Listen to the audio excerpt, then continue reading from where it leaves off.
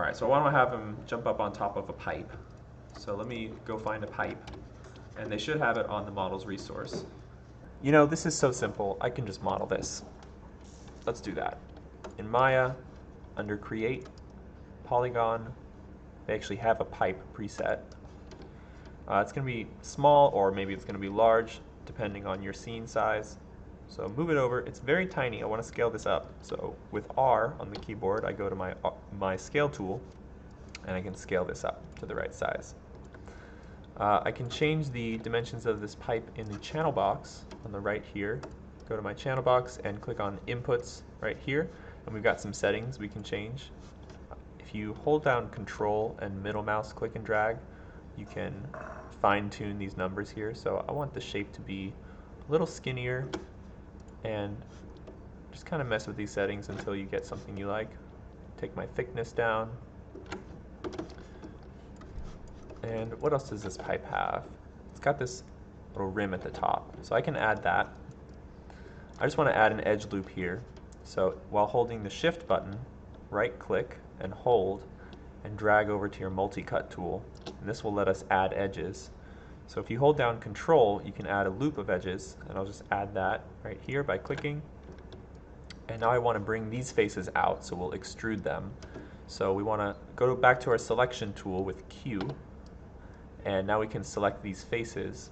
If we right click and hold, drag down to face selection mode, and now we can shift select all of our faces. And in an edge loop, you can actually shift double click on an edge loop to propagate your selection across the entire loop. So with all of these faces selected, and be careful that you don't have any accidentally selected on the inside, to extrude, we can press Control E, and this little gizmo appears. We want to pull that blue arrow out, and that'll pull it out in Z. So now we've got a nice pipe shape here.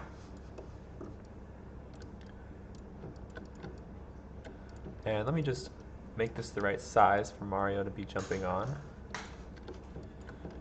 I can move it around with my move tool, that's W.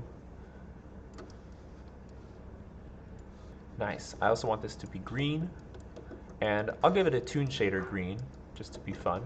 So under my rendering menu, I'll go to the toon menu, and I'll assign both a fill shader, solid color.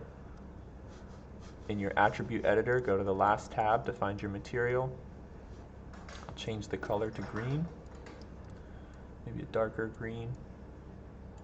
And I also want to give it an outline, so I'll go back to toon, assign outline, add new toon outline.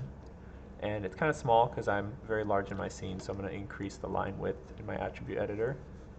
And 1 isn't going to cut it, so let me type in a value higher. Yeah, I can type in something like,